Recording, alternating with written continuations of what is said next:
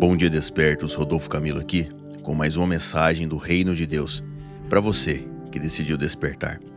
Nós estamos aqui mais um dia pregando o Evangelho do Reino de Deus e o meu intuito todos os dias aqui não é te ensinar algo, é transmitir vida, a vida do Reino, aquecer o seu coração para as coisas do alto, te motivar a viver um relacionamento simples, profundo e direto com Deus.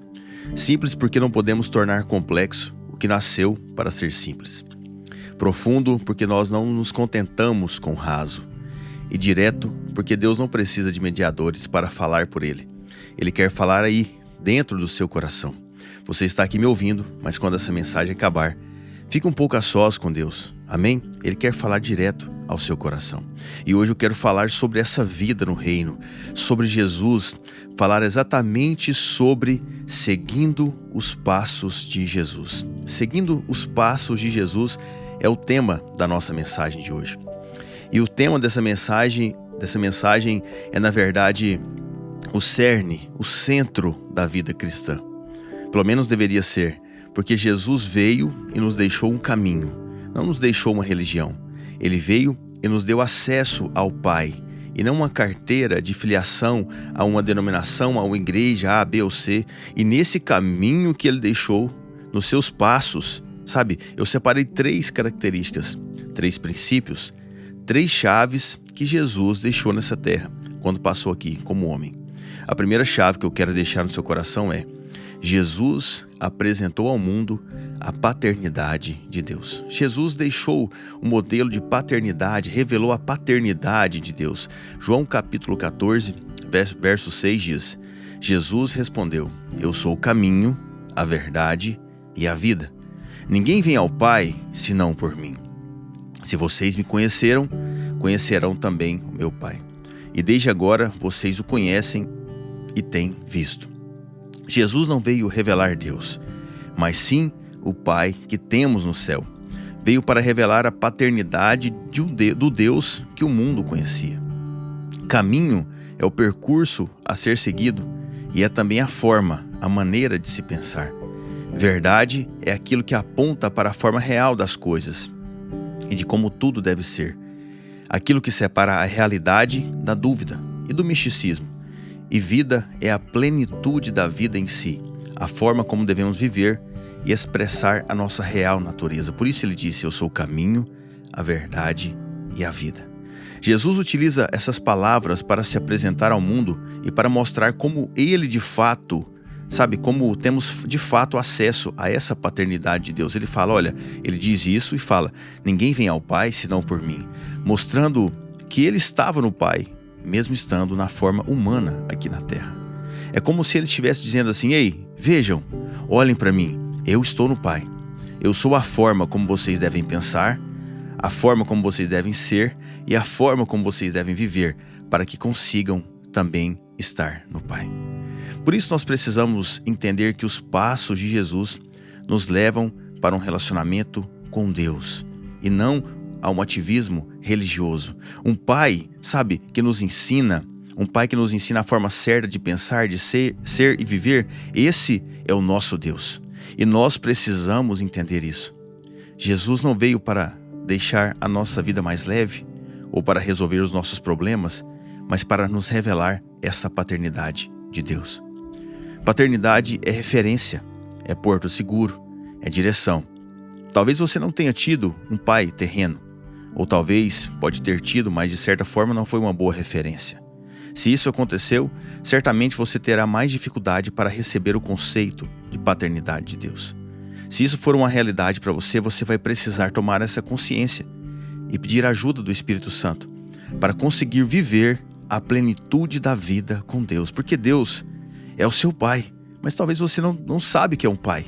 Mas um Pai cuida, um Pai direciona, um Pai orienta, um Pai protege. Eu mesmo, como um pai terreno, muitas vezes faço coisas para proteger, cuidar dos meus filhos, que eles não têm nem noção, eles nem veem o que eu faço. E Deus faz isso com a gente. São tantos cuidados que Ele tem comigo, com a sua vida, que nós não conseguimos ver todos. Mas Ele tem cuidado de você, nos mínimos detalhes. E talvez você nem esteja percebendo, mas você não precisa perceber. Isso não muda a paternidade dele sobre a sua vida. Peça ajuda ao Espírito Santo e deixe ele conduzir a sua vida, amém? Thomas Watson disse: ser filho de Deus é uma dignidade que supera todos os títulos da terra. Ser filho de Deus é uma dignidade que supera todos os títulos da terra, amém? Segunda chave que eu quero deixar no seu coração: a terra não chamava a atenção de Jesus. A terra não chamava a atenção de Jesus. Mateus 6, 24 diz: ninguém pode servir a dois senhores, porque ou irá odiar um e amar o outro, ou irá se dedicar a um e desprezar o outro. Vocês não podem servir a Deus e ao dinheiro. Em outras versões, vocês não podem servir a Deus e às riquezas. Jesus deu ao dinheiro, às riquezas, o título de Senhor. Por quê? Porque sabia que o dinheiro atrai poder, mexe com o ego das pessoas e as domina. Jesus deu uma ordem clara: ou você serve ao dinheiro ou serve a Deus. Ou seu coração queima pelas coisas desse mundo, ou queimará pelas coisas do céu, ou vice-versa. Agora veja, quando Jesus estava no deserto, em seu jejum antes de iniciar de fato seu ministério de convocação dos filhos de Deus, Satanás o tentou em 3 coisas: provisão, proteção e poder. Primeiro tocou na fome de Jesus, conduzindo, tentando motivar ali, convencer Jesus para transformar pedra em pão. Depois tentou Jesus para ele se jogar, a fim de testar a proteção de Deus, tudo usando versículos bíblicos. Mas veja, no fim ele oferece algo para Jesus: poder, fama e glória. Tudo que a riqueza proporciona. Nas 2 primeiras tentativas, Satanás provoca Jesus a fazer algo. Mas na terceira, o próprio Satanás oferece poder e glória se Jesus o adorasse. Está lá em Mateus 4, verso 8 a 11. Veja, o diabo ainda levou Jesus a um monte muito alto. Mostrou-lhe todos os reinos do mundo e a glória deles e disse: tudo isso lhe darei se prostrado me adorar. Então Jesus lhe ordenou: vá embora, Satanás, porque está escrito: adore o Senhor seu Deus e preste culto somente a ele. Com isto, o diabo deixou Jesus e eis que vieram anjos e o serviram. O que isso nos ensina? São várias coisas, mas algumas delas. Veja, Satanás queria adoração e em troca oferece poder. Até hoje ele faz isso com muitas pessoas por aí. Enriquece e dá poder para as pessoas em troca de adoração. Às vezes de uma forma muito sutil, e as pessoas não percebem. A proposta de Satanás nos ensina como funciona o sistema desse mundo. A postura de Jesus nos ensina como funciona o sistema do reino de Deus. Deixa eu repetir para você. A proposta de Satanás nos ensina como funciona o sistema desse mundo. A postura de Jesus nos ensina como funciona o sistema do reino de Deus. Por isso, devemos andar procurando uma vida que cultua, que agrada a Deus. Não uma vida que promove glória própria, uma vida com os olhos somente nessa terra, entende? Tudo isso que temos aqui passa e não deve ter lugar maior em nosso coração do que o necessário. Então procure a vida que agrada o Rei. Jesus nunca teve um apego muito grande pelas coisas dessa terra, pelo dinheiro. Ele nunca falou, nunca pediu dinheiro para as pessoas, nunca propôs riqueza, fama, glória. Não. Ele sempre revelou o Pai e mostrou o reino do seu Pai, como as coisas do reino funcionavam. Então, faça como Jesus, siga os passos de Jesus. Deixe que o céu, deixe que os seus olhos brilhem pelas coisas do céu. François Fenelon diz: o coração apegado à terra não consegue elevar-se livremente a Deus. O coração apegado à terra não consegue elevar-se livremente a Deus. Quando estamos apegados demais às coisas daqui, nós não conseguimos nos elevar, a Deus, ao nosso Pai. Então desapegue um pouco das coisas daqui, tudo isso passa, mas Deus é eterno. Terceira e última chave para encerrarmos. Jesus não revidava, ele não era de revidar os seus insultos, os seus confrontos. Ele tinha a postura certa. 1 Pedro 2, 21 diz: porque para isto mesmo vocês foram chamados, pois também Cristo sofreu no lugar de vocês, deixando exemplo para que vocês sigam os seus passos. Ele não cometeu pecado, nem foi encontrado engano em sua boca, pois ele, quando insultado, não revidava com insultos, quando maltratado, não fazia ameaças, mas se entregava àquele que julga retamente, carregando ele mesmo em seu corpo sobre o madeiro os nossos pecados, para que nós, mortos para os pecados, vivamos para a justiça. Pelas feridas dele vocês foram sarados, porque vocês estavam desgarrados como ovelhas.